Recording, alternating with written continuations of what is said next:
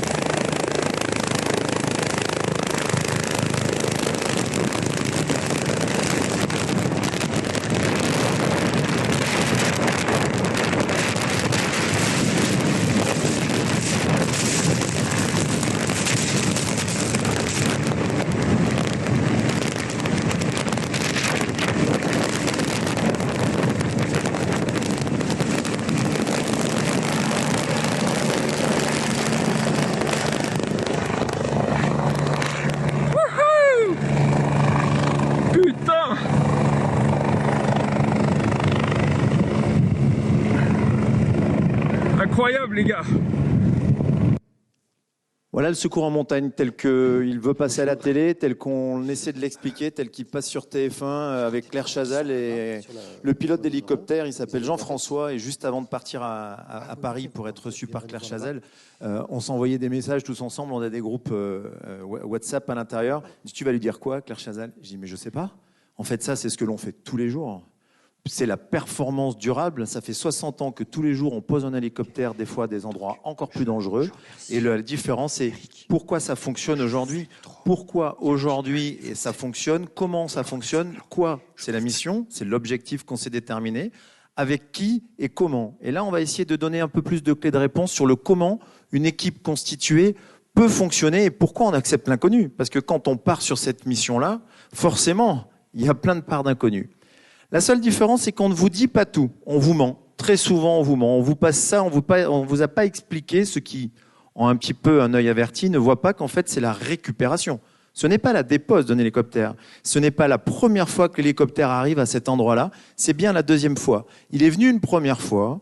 Il a fait plusieurs tours. Il a pris tous les éléments, ce que vous appelez le SWOT. Il a analysé l'intégralité de tous les éléments. Le vent, les dangers, les chutes de pierre, les chutes de neige, la pente, etc., la qualité de la glace, la qualité de la neige. Il a posé des secouristes avec le médecin éventuellement. Ils ont fait leur job et là, ils sont revenus récupérer les personnes.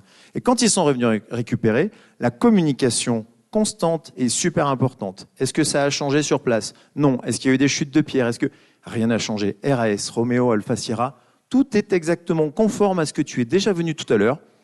Il se souvient de son appui patin, il se souvient de l'énergie qu'il a pu mettre au niveau de son pilotage et des tours rotors qu'il a, la puissance qu'il a mise. Mais il arrive, il se pose même pas de questions. Il n'y a pas d'inconnu. Il le connaît. Il arrive, il pose, il récupère tout le monde et il s'en va. Ça, c'est des faits souvent waouh. C'est quoi la réussite? La performance, la réussite, C'est ce que l'on cherche, c'est ce que les gens voient. C'est très simple, ça dure 1 minute 30. Par contre, les gens ne voient pas tout ce qu'il y a avant. Toute l'anticipation, toute la communication, toute l'intégration de toutes les personnes et tous les rôles qui ont été distribués. Et puis des choses très simples. Tout ce qui a été dit tout à l'heure est tellement vrai. Quand l'un des premiers secours que j'ai fait, qui est relaté dans un livre, on m'a appelé Motorola 38 parce que j'avais tellement peur d'oublier des choses. C'est la marque Motorola et 38 c'était le département dans lequel j'étais. J'ai parlé. Et quand je suis redescendu, ils m'ont dit bon, c'est toi qui payes l'apéro parce que vu comme tu nous as saoulés à la radio, j'ai pas pu en placer une. Je commençais à être quelqu'un qui voulait trop en dire, trop donner. Après, bien évidemment, avec l'expérience, on en fait moins, on est plus concis, on est plus clair, et surtout, on laisse les autres prendre leur part de responsabilité au bon moment, et ça, c'est important. Tout ce que les gens ignorent et ne voient pas, et c'est pour ça qu'aujourd'hui, c'est intéressant d'en parler, c'est tous les risques que l'on prend. Mais de monter une entreprise, c'est un risque. De créer un nouveau produit, c'est un risque. De déménager, ça peut être un risque de perdre des amis, visiblement. Le focus que l'on a, la persévérance, la fixation d'objectifs, tout ce qui est là-dedans fonctionne. Les sacrifices, de temps en temps les échecs, vous faites tous de l'escalade ou vous en faites un petit peu, ou vous faites du ski, on est tous tombés. En escalade, en cascade de glace, on essaie surtout en cascade de glace de ne pas tomber. En ski, parce qu'on est dans une phase d'apprentissage, on sera performant et on aura du succès quand on ne tombera plus. C'est la différence entre l'expérience et l'expertise. L'expérience, c'est tomber, se casser la gueule, se relever, comprendre ce que l'on a fait, cette demi-réussite pour atteindre l'objectif suivant. Comment on va le faire en groupe? Et ça, c'est très important. Les objectifs, le travail, on s'entraîne tous les jours. Je vais vous amener... Effectivement, il ne faut pas être bourrin. Je vais vous amener encore un petit peu plus en immersion, une autre petite partie de film. Mais avant tout ça, je suis complètement d'accord, et à la fin, il y aura l'intelligence collective. Une somme d'individus, elle est bien si elle s'accorde à travailler ensemble, et c'est exponentiel et c'est multiplicateur uniquement s'il y a des constantes qui fonctionnent à l'intérieur de l'entreprise. Aujourd'hui, si chacun reste à sa place et que tout le monde regarde dans plein de directions différentes, ça ne fonctionne pas. La première phase d'une intelligence individuelle, c'est ce que moi j'ai appelé la règle des 6A, c'est systématiquement anticiper. Vous êtes secouriste de haute montagne, prenez l'une des premières permanences au mois de décembre, il vient de neiger pendant 3 jours, il y a 1 mètre de neige, vous n'arrivez pas à 8 heures le matin. Vous arrivez à 6h30, 7h, vous changez les piles de votre DVA, vous allez sortir le chien, vous lui donnez pas les croquettes parce que vous savez qu'on va partir, vous préparez le dernier sac d'avalanche que vous avez récupéré, vous récupérez le DSA, vous vérifiez toutes les piles, vous vous préparez, vous anticipez parce que tous les éléments s'accordent à dire qu'aujourd'hui, il n'y a pas d'inconnu, ça devrait partir.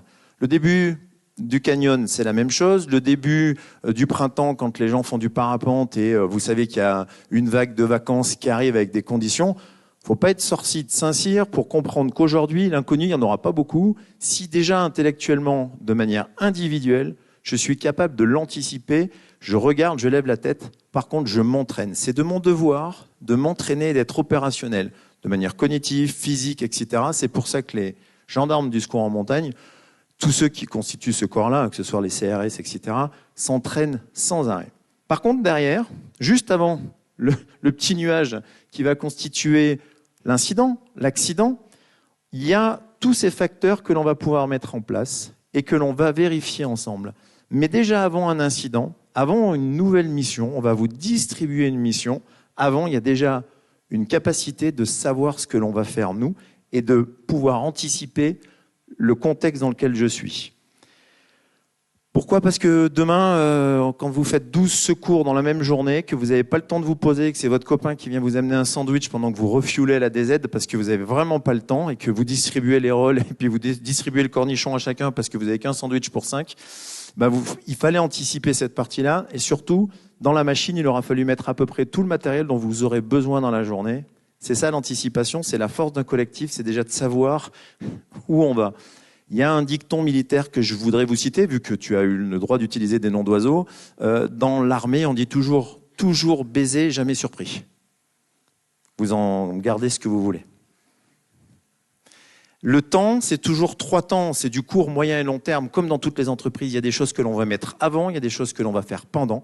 Et il y a forcément quelque chose que l'on va mettre après. Je vous invite à bord.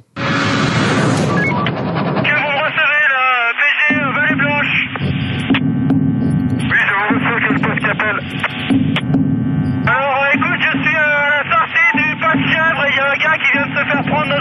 l'avalanche, il est dehors, mais il a l'air bien choqué, quoi. Les avalanches sont les accidents les plus redoutés des secouristes. Chaque minute qui passe fait reculer les chances de survie des victimes. Tout le monde réagit pour être prêt à décoller en moins de 4 minutes. C'est pour faire face à ce genre de crise extrême que les secouristes, pilotes et médecins s'entraînent tout au long de l'année. La charge. Allez, liberté de manœuvre.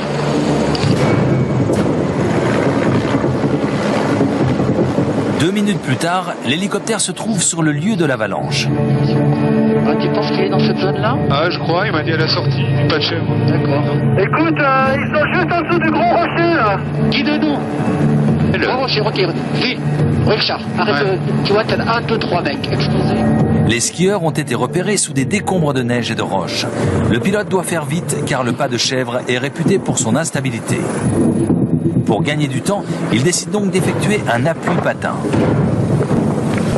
Alors qu'il est en train de faire sa manœuvre, une nouvelle chute de roche survient à quelques mètres seulement de l'hélicoptère. Les secouristes sont débarqués avec le matériel en moins de 20 secondes. Attends, on s'en va, Richard. Beaucoup connaissent le lieu, hein, le pas de chèvre. Il n'y a pas photo et on évite d'y aller ces dernières années parce que c'est un endroit qui, par le réchauffement climatique, craint un petit peu plus. Cette première partie va nous amener à discuter de plein de choses. On a anticipé, on s'est préparé. La deuxième phase, c'est qu'à partir du moment où on a l'incident, on analyse. Mais la capacité d'un groupe et l'intelligence collective pour pouvoir gérer cet inconnu, on ne sait pas encore tout ce qu'on va pouvoir trouver sur place. Par contre, on va prendre l'expertise de chacun. Le pilote, il connaît le vol. Le mécanicien, il va gérer. Le secouriste, il est déjà passé la veille sur cet endroit, donc il connaît un petit peu les lieux, il a quelque chose à donner. On est tous en train de discuter à l'intérieur de la machine. Comment on crée un collectif? C'est que tout le monde sait l'objectif à atteindre. On sait exactement où on va, on sait dans combien de temps on y sera, on sait l'accidentologie de la personne, combien il y a de personnes, on sait exactement ce qu'elle a, à peu près, et on est déjà en train de se mettre dans le facteur de l'action, déjà en amont, on se conditionne à l'action, parce que, vous imaginez bien, c'était ce que tu disais tout à l'heure, imaginez que j'arrive dans l'hélicoptère, j'ai pas de casque, on me dit pas où on va, on me dit pas ce que je vais aller récupérer comme personne, on me dit pas au médecin ce qu'il va falloir qu'il commence à préparer comme drogue ou comme stratégie plan A, plan B, et puis demain on voudrait que je sois performant en ouvrant la porte, en me sortant et en partant avec l'hélico. Comment voulez-vous que moi, je sois dans un groupe, que je me mette à la disposition du groupe, que je puisse essayer de faire grandir le groupe avec mon expertise, comme le pilote, comme les autres personnes du groupe, si on ne m'implique pas à l'intérieur de cette mission et de cette stratégie. L'implication est l'un des points clés. Tout le monde a le droit à la parole à l'intérieur de la machine. Moi, je me souviens d'un de mes premiers secours que j'ai fait. J'étais en phase pour faire le diplôme de guide de haute montagne. Et on va sur une cascade de glace. Et c'est l'ancien qui gère un petit peu le secours sur l'aspect technique, qui me dit « Tu connais ?» Je lui dis « Oui, j'y suis allé il y a 2 jours. » Il m'a dit « Change de poste, c'est toi qui es le chef aujourd'hui. » L'intelligence collective, c'est pas aussi, de temps en temps, de déléguer la capacité d'être chef à des personnes qui sont un peu plus forts pour pouvoir gérer une situation un peu plus complexe plutôt que de vouloir la gérer. Et puis, peut-être d'être trop directif, de ne pas assez déléguer, d'être le mauvais chef à un moment donné. Cette intelligence collective, c'est aussi de distribuer les rôles et de temps en temps de déléguer certaines tâches. Après cette analyse, il y a un autre A. Il y a beaucoup d'argumentation. On a analysé la situation, où c'est, les conditions, le vent, l'aérologie, etc. Et après, on argumente. On va essayer de trouver la meilleure stratégie mise en place. Pourquoi le pilote ne s'est pas posé à côté de la victime ou n'a pas treuillé à côté de la victime? Parce que dans l'argumentation, il a beaucoup de vent, il a les pales rotors qui sont pas, il y a un potentiel machine qui est limite parce qu'il y a des chutes de pierre, parce qu'il y a un gros rocher au-dessus. Quand un pilote ne peut pas poser, c'est pas qu'il ne veut pas. Souvent, on confond le vouloir et pouvoir. Quand quelqu'un vous dit, dans une équipe constituée, quand vous allez vers un objectif, que vous voulez faire plein de choses et vous voulez sauver la vie des gens, quand il vous dit « je ne peux pas », moi je ne le force pas. S'il peut pas, c'est qu'il ne peut pas. Je vais pas lui dire « si, oh, tu me poses à côté, je vais pas faire les 15 mètres ».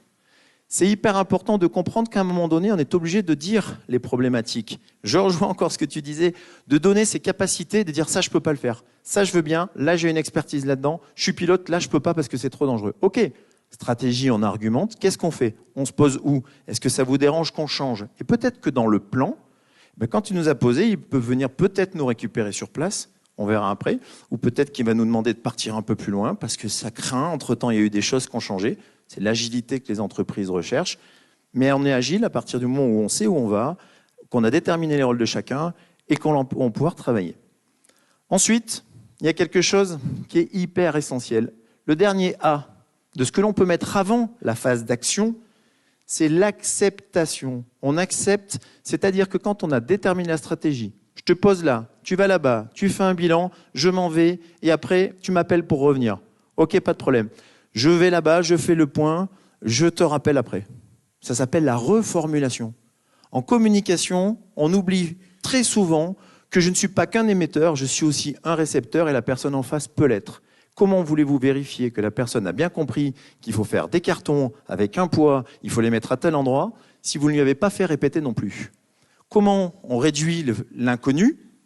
On définit la mission, on distribue les rôles, on laisse chacun avoir une part de responsabilité dans la stratégie, on accepte et on fait une validation de la stratégie que l'on a validée tous ensemble, et derrière on fait une reformulation rapide. C'est OK pour tout le monde, c'est OK, je vais là-bas, je fais le bilan, je te rappelle. Pas plus que ça. Il a compris, on est dans la confiance, on est dans la gestion du stress, parce que si jamais la personne descend et puis qu'elle vous rappelle, fait « il faut que je fasse quoi? Parce que j'étais pas impliqué, j'ai pas entendu ?» Là, tout le monde stresse. Toute l'équipe est dans une gestion, et là on parle des émotions, on a parlé tout à l'heure de la colère, on peut parler de la frustration, on peut parler d'autres facteurs émotionnels graves et qui sont dans le bad, alors que l'on a envie de rester dans un stress positif pour pouvoir gérer cette situation. On va voir les 3 autres. Il en restera 2 autres que l'on va voir après cette deuxième partie du film. Il y a toujours le avant. On en a parlé. Pour moi, vous êtes toujours dans la règle des 80-20 en entreprise. Moi, j'aime bien la règle des 70-10-20. Pour moi, une performance, un objectif, il est réussi à partir du moment où on a mis 70% du temps à s'entraîner, à se préparer. Quand vous faites une course en montagne, vous allez préparer votre corde, vos crampons, vos piolets, la météo, la nivologie, etc. Finalement, le temps que vous passez dans la voie, des fois, si vous avez chopé le bon créneau, il est assez court. Et puis après, j'ai fait plein de petits trucs, qu'est-ce qui va se passer? On verra ce que l'on met après dans les 20% d'une équipe.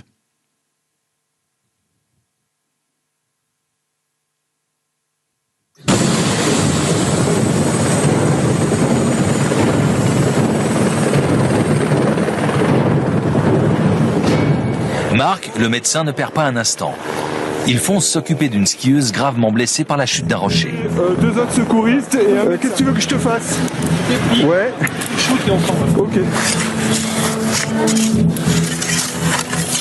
C'est d'emblée très grave, hein, avec des plaies béantes au niveau membre supérieur, membre inférieur avec des déformations, et puis tous les signes d'un choc hémorragique. Quelqu'un qui a perdu beaucoup de sang et qui va pas bien. Qui est dans 30 secondes, Toto. You look at the top, hein, please. Conscients de se trouver dans une zone dangereuse, les secouristes restent vigilants. Ils se trouvent sous un énorme bloc de pierre. S'il se décrochait, il emporterait tout sur son passage, même l'hélicoptère. Ok, Patrice des Dragons, demande-nous ce que tu veux maintenant. Donc ce que je te demande, c'est d'évacuer la perche avec Marc. Vous faites un stop à l'hôpital de Chamonix pour prendre une infirmière et vous filez dans la foulée au CH Salange. Ok, on va vers l'avant. Vers l'avant pour un. Stop l'avant, à gauche pour un. Je déjauge. Ouais. Contrôle puissance. C'est bon. J'en ai pas pour longtemps. On s'en va, Richard. Doucement, ok. J'ai la science dans les mains. C'est gagné, Richard. Ok, Richard, je bosse avec docteur. Marc est très inquiet. Vu l'état de la skieuse, il sait qu'il y a peu de chances de la sauver. Faites le crochet à poste le plus rapidement possible.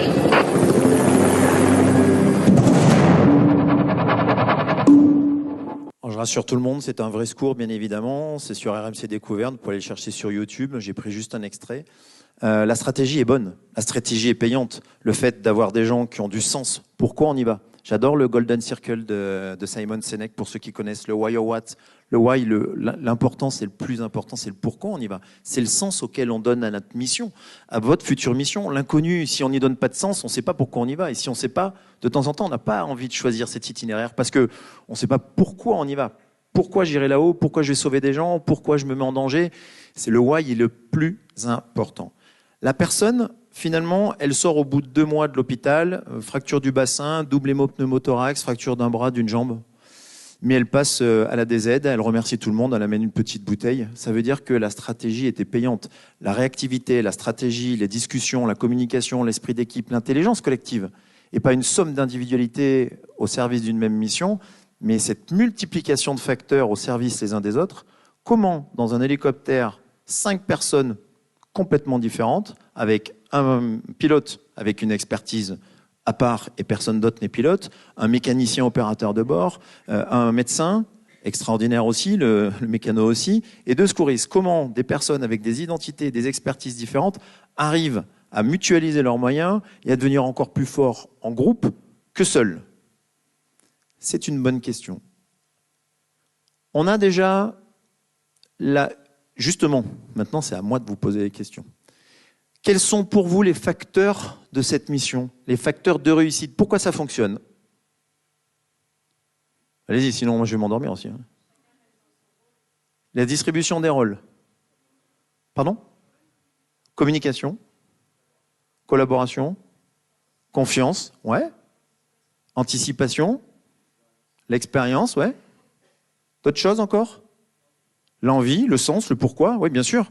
Mais c'est important ce que tu dis.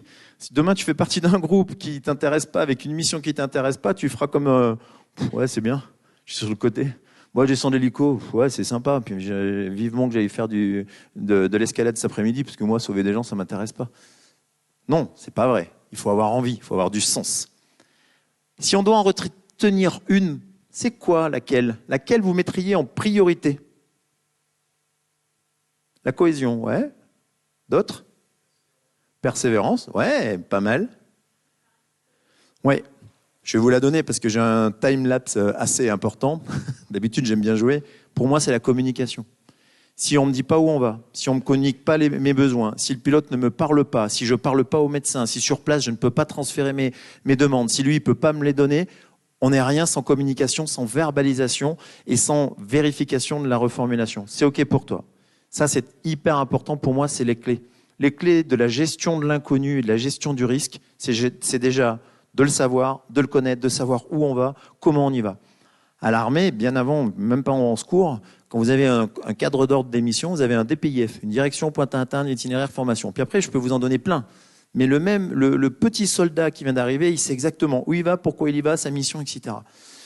Il sait pourquoi. Il se déplace, il le fait, et puis après, il se met au service du collectif.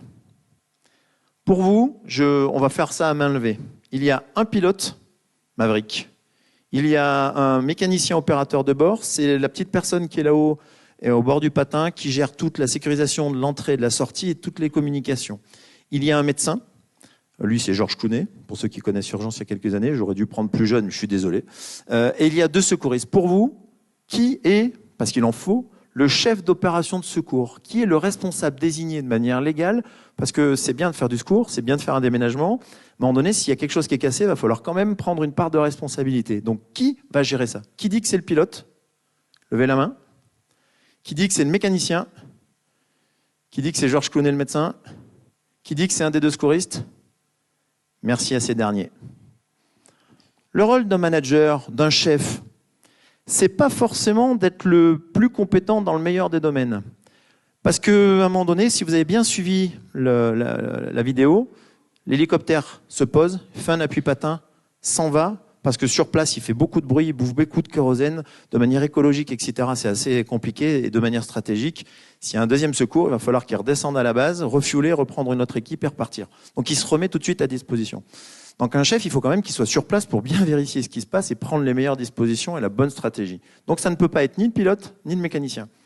Vous avez aussi vu, et c'est complètement vrai, je rejoins, il y a énormément de points raccords, c'est que quand un médecin est sur place et qu'il commence à techniquer, il lève plus la tête. Il est dans un effet tunnel. Il s'occupe exclusivement de la personne qu'il a. Donc, quand vous avez quelqu'un qui a une expertise forte, vous le mettez dans un effet tunnel, il regarde exactement toute sa mission, comme le tableau Excel, il va tout gérer, tout gérer, tout gérer. Et à un moment donné, il faut lui taper la tête sur il faut lui taper sur l'épaule, lui dire, il reste 2 minutes, il y a un autre secours, il fait mauvais, il y a des chutes de pierre, ça pue. La seule personne qui, dans le management, a une prise de recul et qui peut voir l'intégralité de la situation, c'est l'un des 2 secouristes. C'était moi, à l'occurrence, c'était un autre, mais c'est l'un des 2 secouristes. C'est ce que vous appelez le manager situationnel, de temps en temps dans les entreprises, si je ne m'abuse. Eh bien, vous l'avez devant vous, parce que vous avez quelqu'un qui a été délégatif, il a délégué des choses, il a été démonstratif, c'est lui qui pelte et qui fait la petite terrasse à côté du médecin. C'est lui, il se met au service de quelqu'un. Il a participé, et en même temps, à la fin, c'est lui qui dit « Je veux que tu fasses un stop à Chamonix et que tu prennes un infirmier et que tu ailles à l'hôpital de Sallanches. Est-ce que c'est OK pour toi ?» Globalement, bien gérer l'inconnu, c'est d'avoir un bon chef, c'est de bien communiquer, c'est de fixer les objectifs, c'est d'être impliqué dedans, mais un chef qui peut passer par toutes les phases, qui peut vous donner un petit coup de responsabilité, qui peut la récupérer de temps en temps, qui peut la redistribuer à un moment donné. Bien évidemment que sur le secours, le temps du transport, le pilote est le leader, parce que c'est lui qui a les commandes et c'est lui qui peut dire s'il peut ou pas.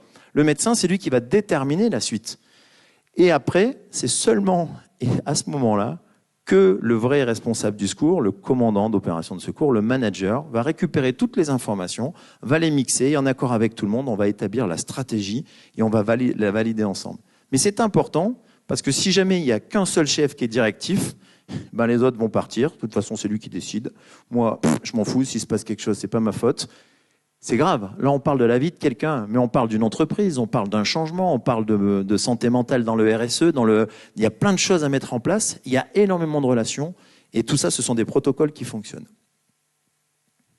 Bon, je reviens sur mes 6A de manière rapide. Il y a l'action. L'action, c'est 10%. C'est très facile sur ce qui se passe dedans. À partir du moment où on a déjà bien anticipé, qu'on est impliqué, qu'on sait où on va, on peut forcément aider quelqu'un parce qu'on connaît sa mission et on peut se mettre à sa disposition. Du coup, on réduit le temps d'action. C'est peut-être juste la part d'inconnu, elle se trouve juste ici, parce qu'on sait toujours où on va, on sait avec qui on y va, on sait comment on y va. À vous de le construire. Et c'est l'amélioration permanente. Alors, vous appelez ça le débriefing. Nous, on appelle ça le retour d'expérience. Le retour d'expérience, la seule différence avec les entreprises, c'est qu'on cherche le pourquoi à un moment donné, il s'est passé quelque chose. On ne cherche pas forcément un coupable, quand ça a merdé, pardon, on cherche pourquoi on en est arrivé à faire cette situation et pourquoi on voudrait que ça ne se reproduise plus. Je vous donne un rapide exemple. Un jour, on fait un secours et on vient à côté d'un sentier de randonnée. Premier treuillage, on sort un secouriste, on va faire le bilan, luxation d'épaule, pas bien grave, mais on ne peut pas se poser. On appelle l'hélicoptère pour qu'il vienne aussi récupérer la personne avec une perche. C'était le brancard que vous voyez tout à l'heure, avec un deuxième secouriste. Et au moment où l'hélicoptère arrive, la perche tombe au sol, 4 mètres à côté de la victime et du premier secouriste. Ça ne s'est jamais fait, ça ne s'est jamais vu. On se pose la question, pourquoi elle est tombée? On arrive à gérer le secours, on s'en va, on fait derrière, on fait une réunion. Le secouriste arrive, c'est ma faute. Le mécanicien arrive, fait, c'est ma faute. Parce que l'un des deux a une part de responsabilité. Ok, on fait le tour de table. Pourquoi on en est arrivé là? En fait, la personne qui l'a fait tomber, finalement, grosso modo, on s'en fiche. Par contre, ce qui est hyper important, c'est qu'en grattant, on s'est aperçu que le secours d'avant, où on a été récupéré malheureusement un enfant de 8 ans qui était tombé au Génépi avec son grand-père et qui était décédé, nous avait mis dans un état émotionnel hyper grave. Et c'est pas la personne qui a fait la mauvaise action, c'est le secours précédent qui nous a mis dans un stress émotionnel, qui nous a mis dans une colère par rapport à plein de choses, qui nous a pas permis d'être à 100% de nos moyens.